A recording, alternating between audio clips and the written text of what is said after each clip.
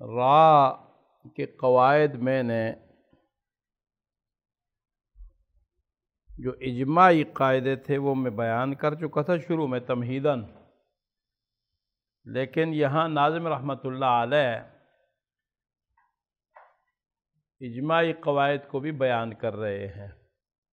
قرأت کی کتابوں میں تو مقصود تو اختلافی کلمات کو بیان کرنا ہے جو مختلف قرأت کے اعتبار سے، لیکن بعض اجتماعی مسائل جو ہیں ان کو بھی بیان کر دیتے ہیں۔ تو را کی تفخیم ترقیق کے اجماعی قواعد جو ہیں، باب کا شعر نمبر 7 ہے اور کتاب کا 349واں شعر ہے۔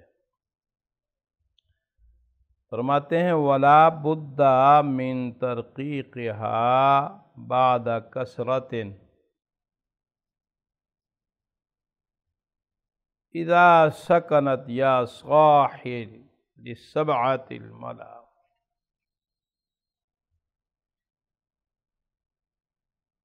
وَمَا حَرْفُ الِاسْتِعْلَاءِ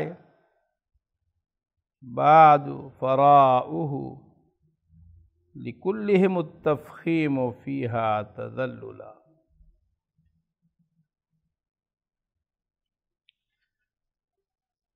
لا بد،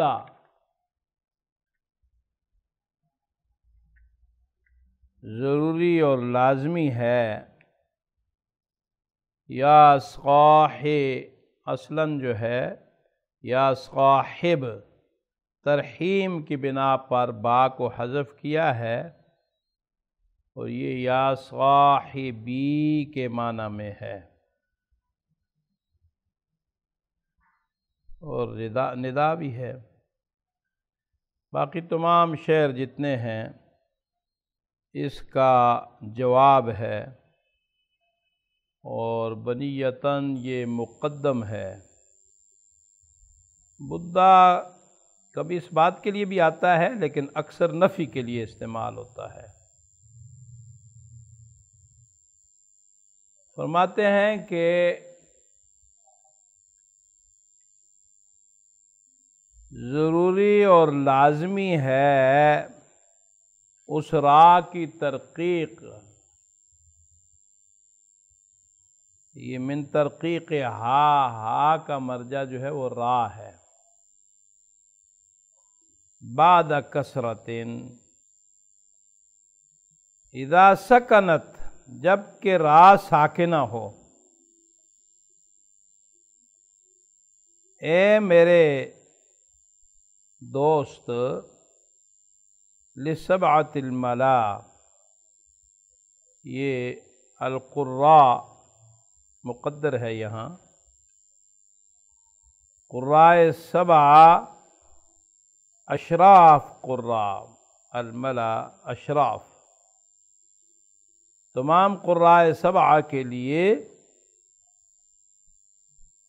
را باریک ہے جب را ساکن ما قبل کسرہ ہو۔ مریۃ فرعون فاصبر لشرذمۃ قد قدر المقابر۔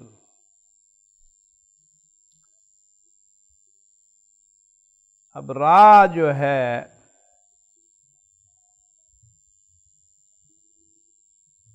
یا تو خود ساکن ہوگی یا آپ وقفاً ساکن کر دیں گے۔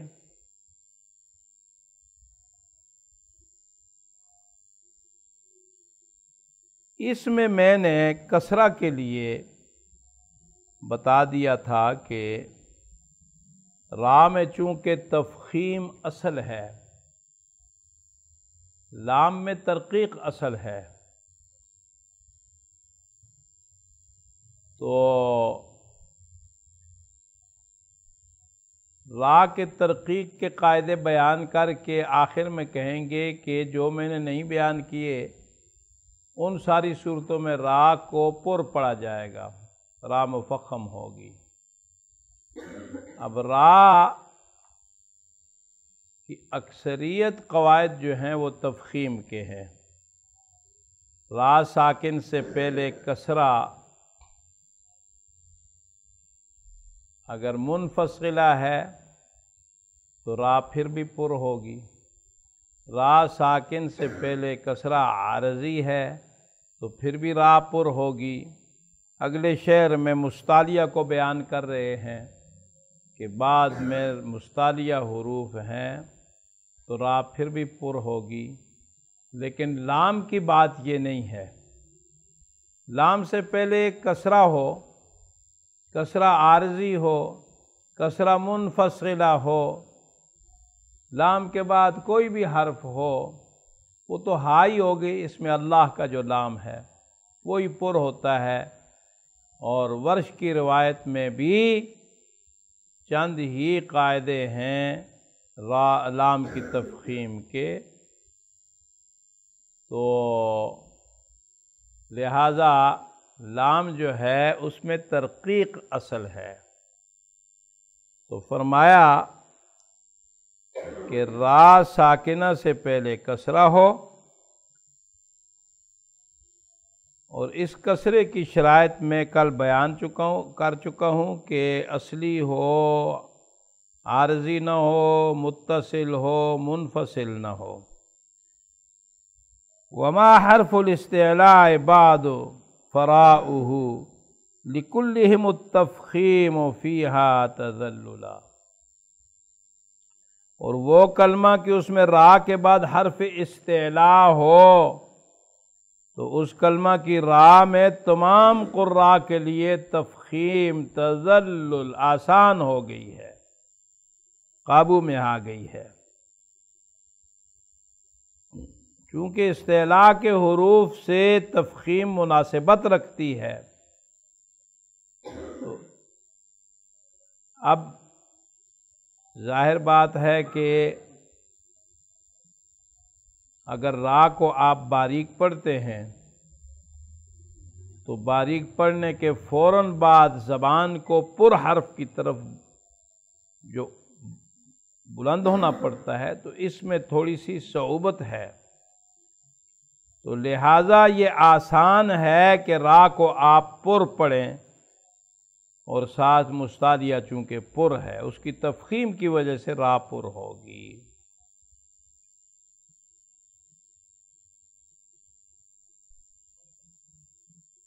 اب آگے ان حروف کو انہوں نے بیان کر دیا، حالانکہ معروف مشہور حروف ہیں، وَيَجْمَعُهَا قِذْ خُسْقَ ضَغْطٍ،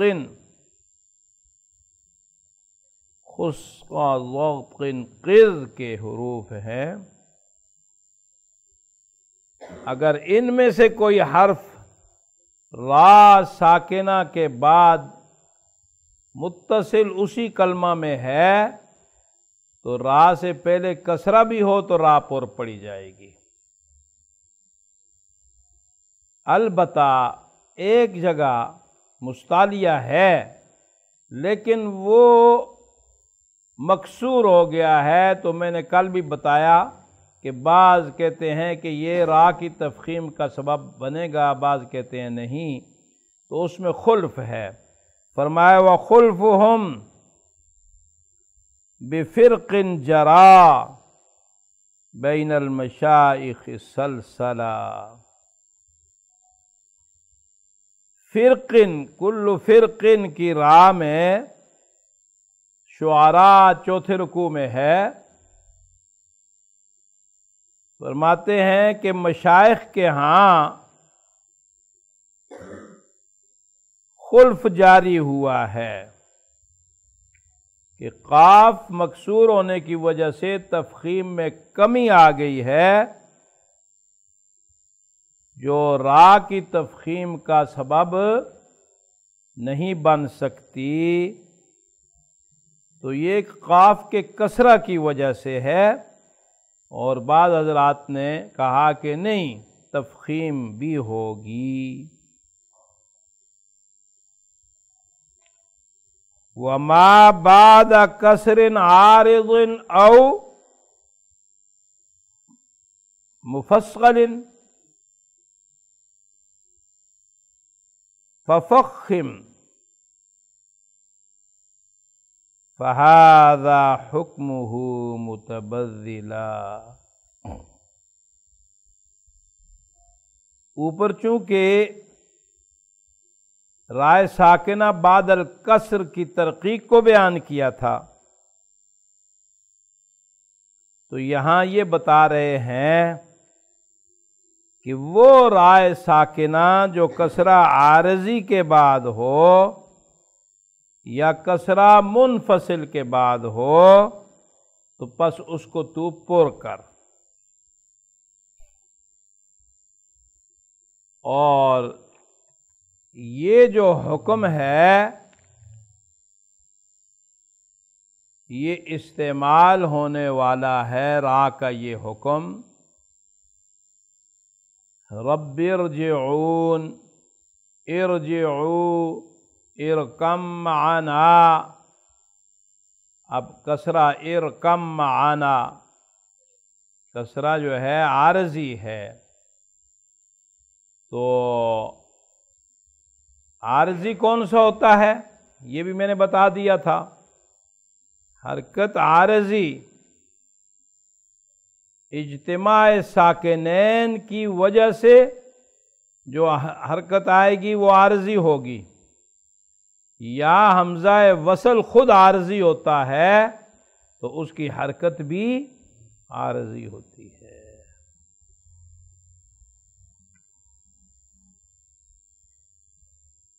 بعض جگہوں میں کسرہ عارضی بھی ہوگا اور منفصل بھی ہوگا، جیسے امر تابو، کل میں نے اس کی مثال دی تھی کہ اجتماع ساکنین کی وجہ سے میم پر کسرہ آیا ہے اور ہے بھی منفصل بھی ہے۔ آگے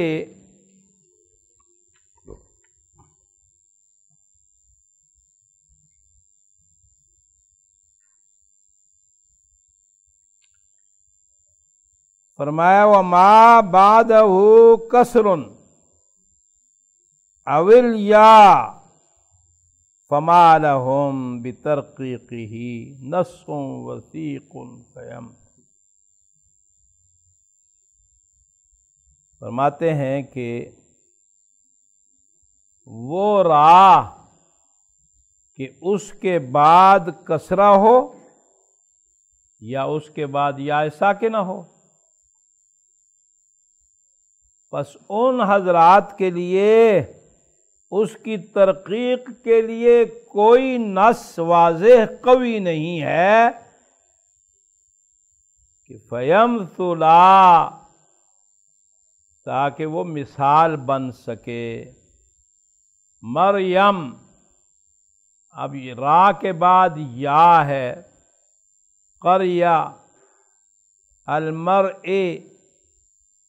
تو بعض حضرات ما قبل کی یا ما قبل کے کسرہ پر قیاس کر کے اپنے سے ایک قاعدہ بنا لیتے ہیں، اور اس کی کوئی کسی کو اجازت نہیں ہے کہ ایک قاعدہ جو کہ نص صریح سے ثابت ہے تو اپنے سے اس پر قیاس کر کے تو ایک قاعدہ بنا لیا جائے۔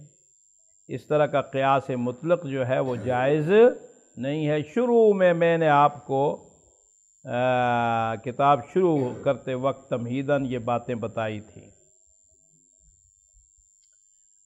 اب اس طرح کے قیاس کی خود آگے شعر میں نفی کرتے ہیں۔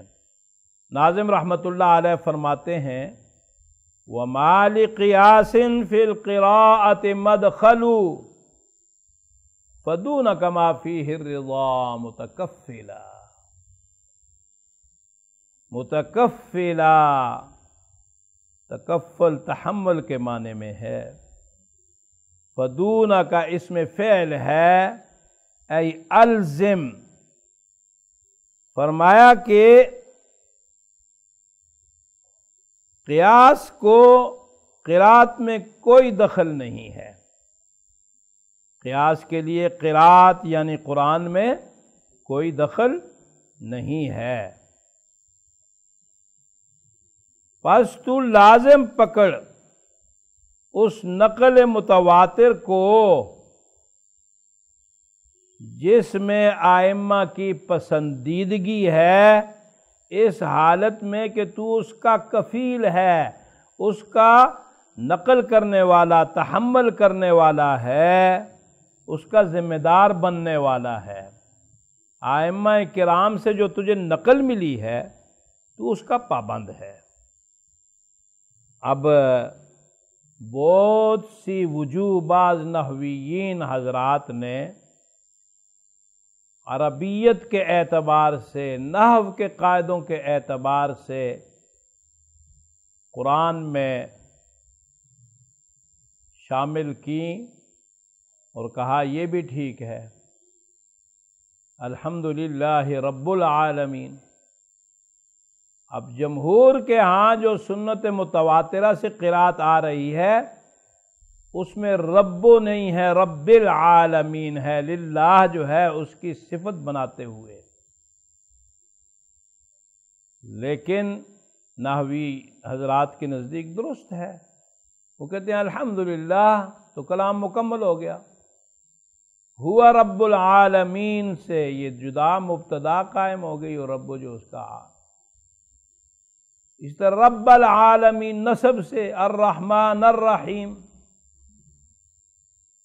یہ جتنی صورتیں بھی ہیں نحوی حضرات نے نحوی قاعدوں کو، عربیت کے قاعدوں کو سامنے رکھتے ہوئے کہ اس سے معنی میں کوئی فرق نہیں پڑتا، تو کہا کہ یہ بھی درست ہے۔ لیکن چونکہ سنت متواترہ میں جو چیز نہیں ہمیں ملتی تو اس کو شاذ قرات کہا، اس کی قرآنیت کا اعتقاد جائز نہیں ہے۔ تو اس لیے فرمایا کہ جو کچھ تمہیں نقل سے ملتا ہے، جس کی سند تمہارے پاس ہے، سنت سے ثبوت ہے، تو اس کا تو کفیل بن لے، ذمہ دار بن لے، اس کو تو بیان کر آگے، لیکن اس کے ما سوا قواعد کو اپنے سے قیاس کر کے تو قرات بنا لینا یہ جائز نہیں ہے۔ اب یہاں رائے ساکنہ کے قواعد بیان کیے تھے، لیکن رائے موقوفہ کی تفخیم و ترقیق، تو ظاہر بات ہے کہ رائے موقوفہ اگر ساکنہ ہے مکمل طور پر، جو وقف بالاسکان میں ہے یا وقف بالاشمام میں ہے، تو قاعدے وہی ہیں جو رائے ساکنہ کے قواعد ہیں۔ رائے موقوفہ بالاشمام و بالاسکان، اس کے قواعد بھی وہی ہیں۔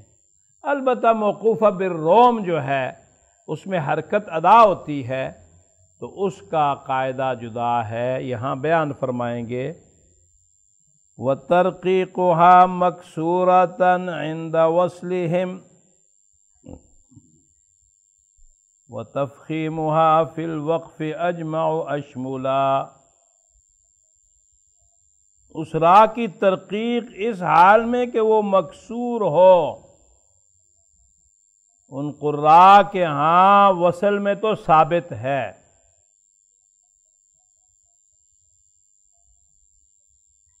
وَتَفْخِيمُهَا فِي الْوَقْفِ، اور اس کی تفخیم وقف میں مختلف شامل ہونے والی صورتوں کو جامع ہے۔ اجمع جمع کرنے والی ہے، زیادہ جمع کرنے والی ہے، اشمل بہت سی صورتوں کو۔ اب آپ جانتے ہیں کہ را ساکنہ ہو گئی، را پر وقف کر دیا، تو را پر وقف جب کریں گے تو ما قبل فتحہ ہے، ضمہ ہے، تو را پر پڑھیں گے۔ اسی طرح اگر را پر آپ نے روم سے وقف کر دیا ہے اور را مضمومہ ہے تو را کو پر پڑھیں گے، تو پر پڑھنے کی صورتیں زیادہ ہیں، اس لیے کہا اجمع اشملا۔ را وقف سے ساکن ہو گئی، ما قبل حرف ساکن ہے، اس سے پہلے زبر ہے یا اس سے پہلے پیش ہے، تو ظاہر بات ہے کہ تفخیم ہوگی۔ وَلَكِنَّهَا فِي وَقْفِهِمْ مَا غَيْرِهَا تُرَقَّقُ بَعْدَ الْكَسْرِ أَوْ مَا تَمَيَّلَا۔ وَلَكِنَّهَا لیکن وہ رائے مکسورہ جو کلمہ کے آخر میں ہوتی ہے، وقف کریں گے نا تو را مکسورہ پہ وقف جب کریں گے تو وقف تو کلمہ کے آخر پہ ہوتا ہے نا۔ فی وقفہم ما غیرہا ترقق بعد الکسر، ان قراء کے وقف کی صورت میں کہ اس حال میں کہ وہ اپنے ما سوا فتحہ یا ضمہ کے ساتھ ہو،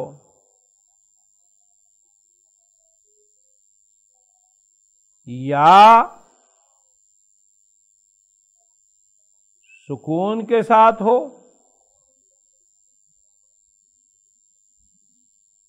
ترقق بعد الکسر او ما تمیلا، تو کسرہ کے بعد یا اس را میں امالہ کر لیا جائے، یا بشرے یا تقلیل کر لی جائے تو را باریک ہوگی۔ بات سمجھ آئی کہ نہیں؟ اب آپ نے یا بشرا پہ وقف کیا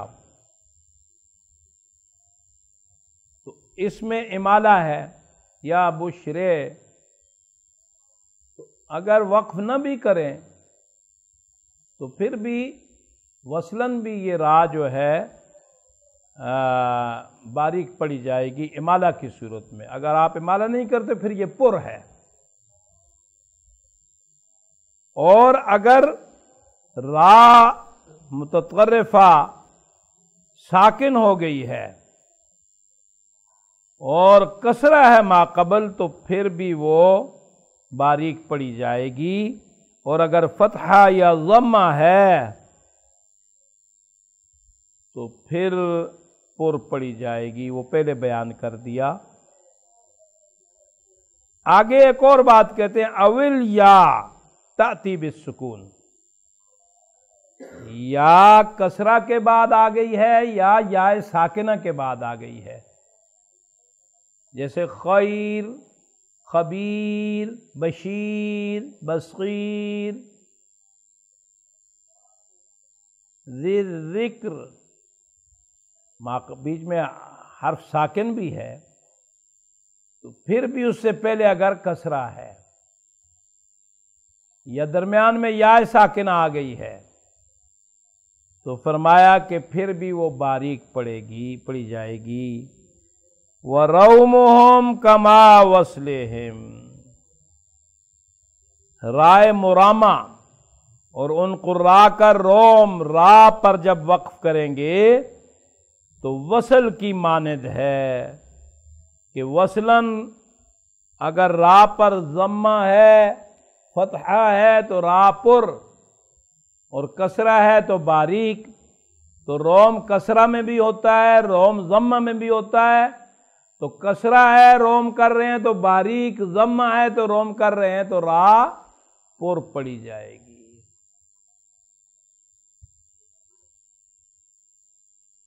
آگے فرمایا فَبْلُ الذَّكَا مُثَقَّلًا، فَبْلُ الذَّكَا ذہن کی تیزی کو تو آزما، ابل یہ امر ہے من البلا، مثقل یہ بلا یبلو سے امتحان، آزمائش. الزکا جدت الذہن، زکا کے کیا معنی ہیں؟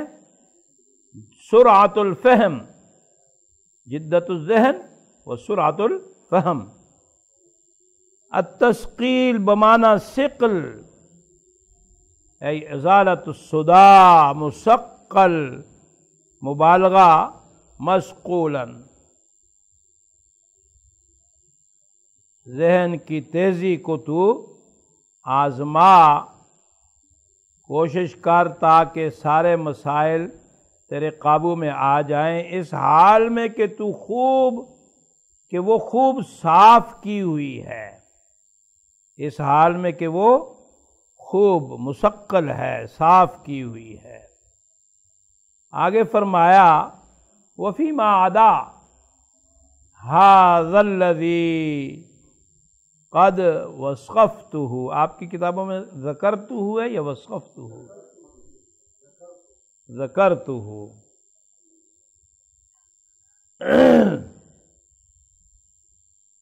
بعض نسخوں میں وصفتہ ہے اور یہاں انہوں نے وصفتہ لکھ دیا ہے، دونوں ٹھیک ہیں. اور ان قواعد کے علاوہ، ان قواعد کے سوا، وہ کہ جو میں نے بیان کر دیے ہیں،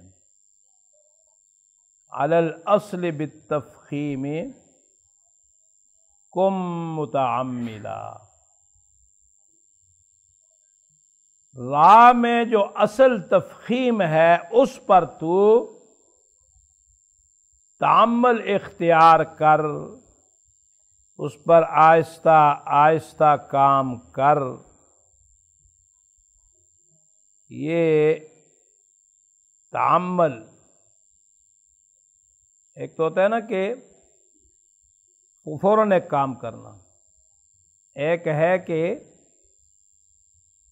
ہمیشہ وہ قواعد باقی جو ہیں ان کو تو اختیار کر قرآن مجید میں. تو چونکہ راہ میں تفخیم اصل ہے اور قاعدے یہاں ترقیق کے بیان کر دیے، باقی جتنے بھی قواعد ہیں ان کے ما سوا ان میں راہ جو ہے وہ پر پڑی جائے گی. یہ سارے اجماعی قواعد ہیں، ورش کے جو قواعد ہیں وہ ان کے ما سوا ہے. اب اس کے بعد باب اللامات، کیونکہ لام کے بھی مختلف قواعد ہیں تو اس لیے اس کو بھی جمع کے طور پر لائے ہیں. لام کی تفخیم و ترقیق کا بیان.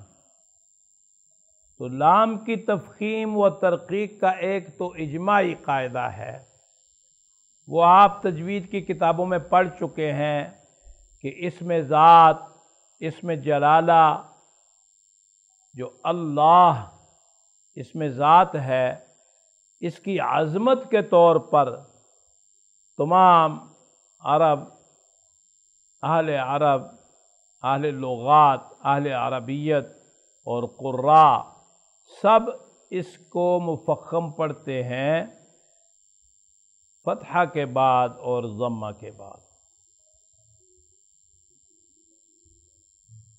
کسرہ کے بعد چونکہ تفخیم کی طرف لوٹنا جو ہے وہ ذرا دقت اس میں پیش آتی ہے، اور کسرہ کے بعد باریک پڑھنے ہی میں خوبصورتی ہے، تو اس لیے لام کو کسرہ کے بعد اس میں جلالہ کے لام کو ترقیق سے پڑھا جاتا ہے. اور یہ کسرہ جو ہے عارضی ہو منفصل ہو، قل اللہ. اب یہ دیکھیں کسرہ جو ہے منفصل بھی ہے عارضی بھی ہے، پھر بھی لام کو باریک ہی پڑھتے ہیں. راہ میں یہ بات نہیں تھی. ام اللہ باریکی پڑھتے ہیں، اور یہ اجماعی قاعدہ تمام قراء کے ہاں ہے۔ البتہ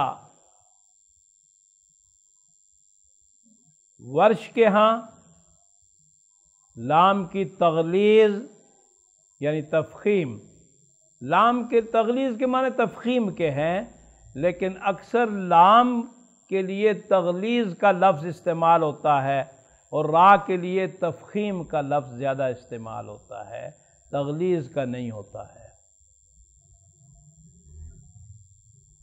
تو ورش کے ہاں ایک قاعدہ 3 حرفوں کے بعد اگر لام آتا ہے تو اس لام کو یہ پر پڑھ دیتے ہیں، اس کی تغلیظ کرتے ہیں،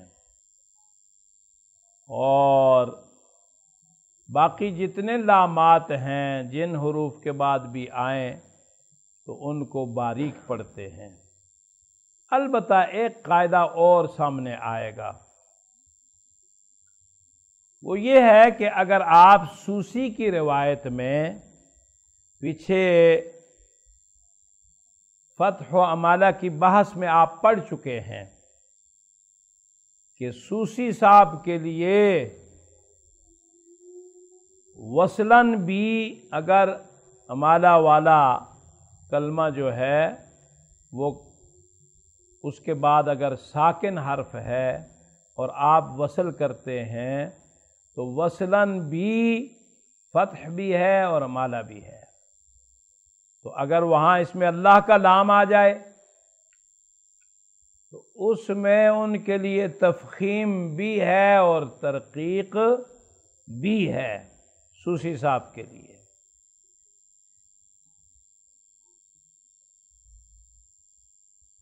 اور ورش کے لیے اگر را باریک آپ پڑھتے ہیں اغیر اللہ،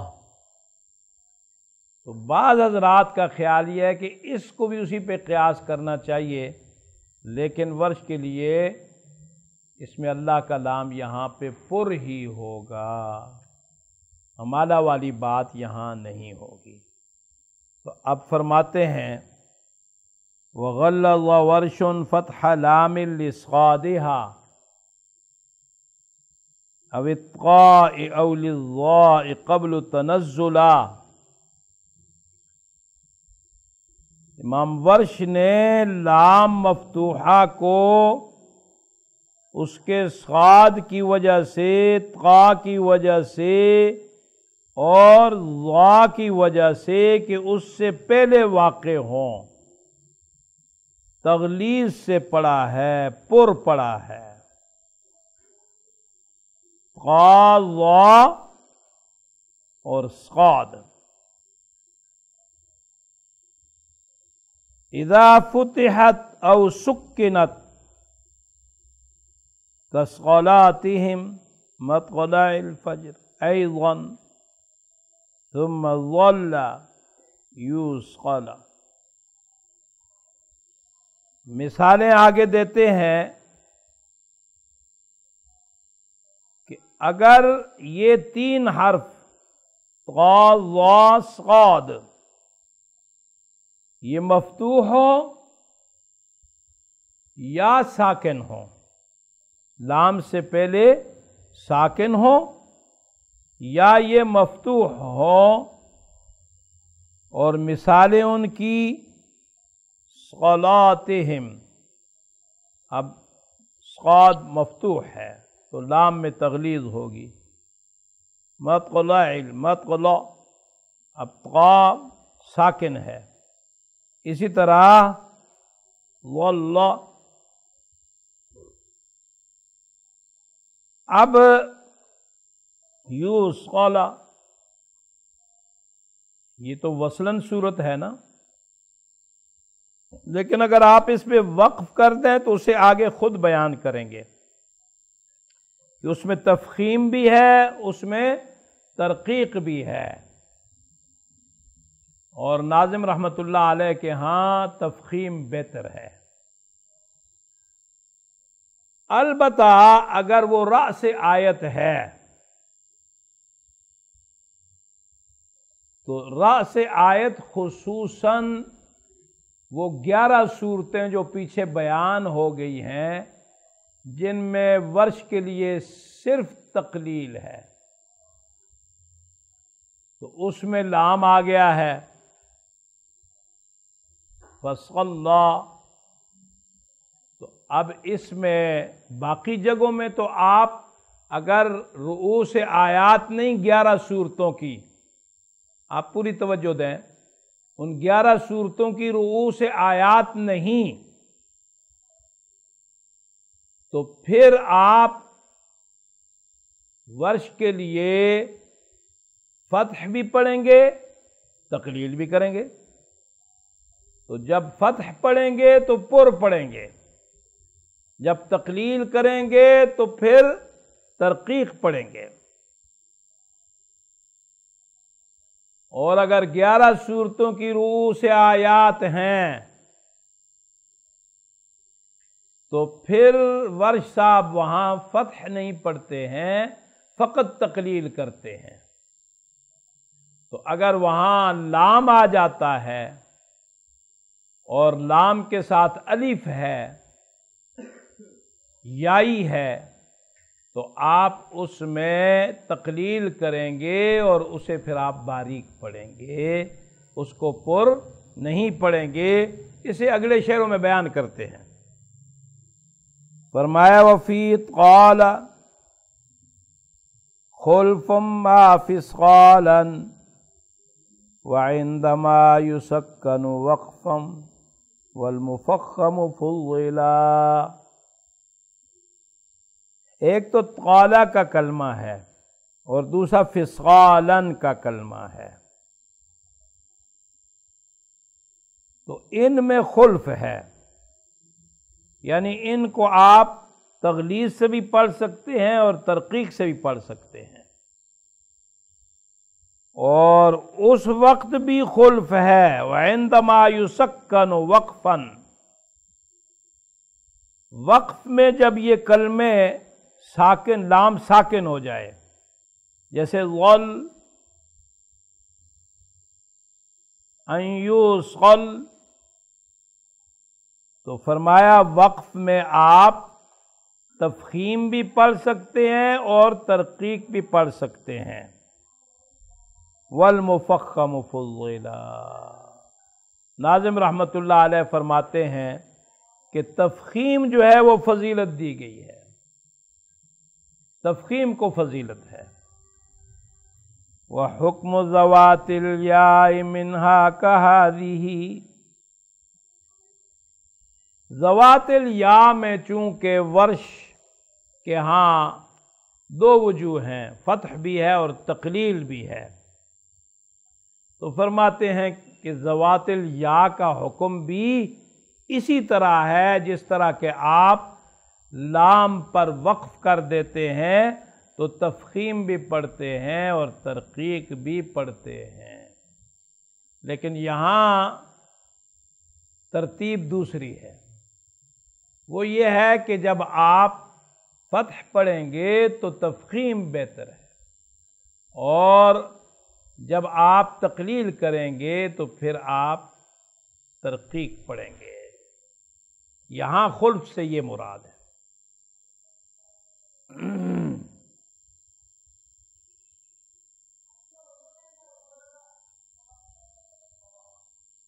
آگے فرماتے ہیں وَعِنْدَ رُؤُوسِ الْآيِ تَرْقِيقُهَا عَطَلًا، البتہ رؤوس آیات، یہاں رؤوس آیات ہر صورت کی نہیں، یہ کہیں خیال نہ کر لیں، رؤوس آیات سے اشارہ کر رہے ہیں وہ 11 صورتیں جو پیچھے بیان ہو چکی ہیں، ان 11 صورتوں کی رؤوس آیات پر آپ فقط تقلیل پڑھتے ہیں، تو فرمایا کہ ان میں تغلیظ لام کے بجائے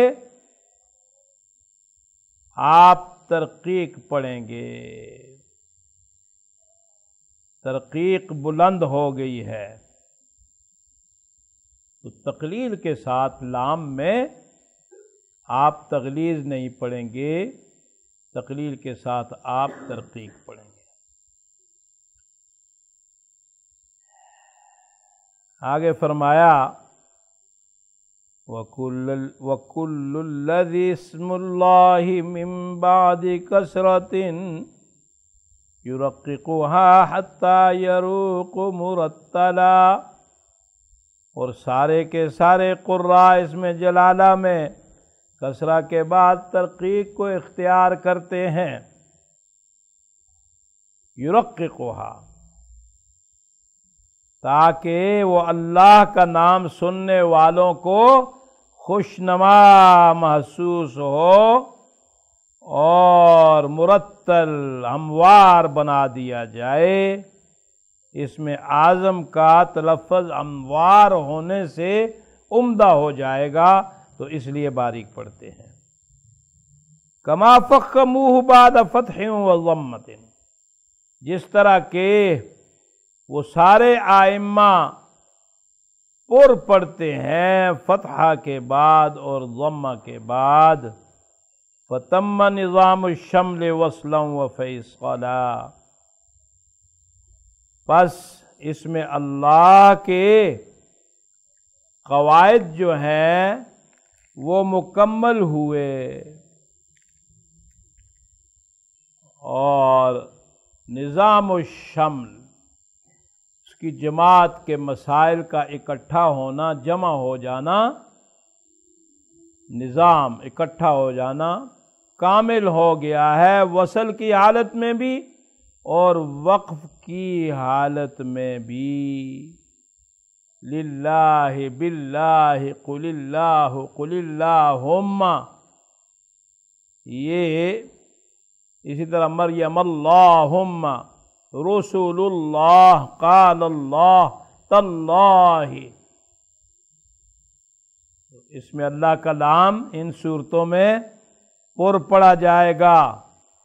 البتہ سوسی کی روایت میں نر اللہ، اور اسی طرح وسیر اللہ، اس میں اللہ کے نام سے قبل امالہ اگر آپ کریں گے تو اس لام میں تفخیم ترقیق دونوں جائز ہوں گی۔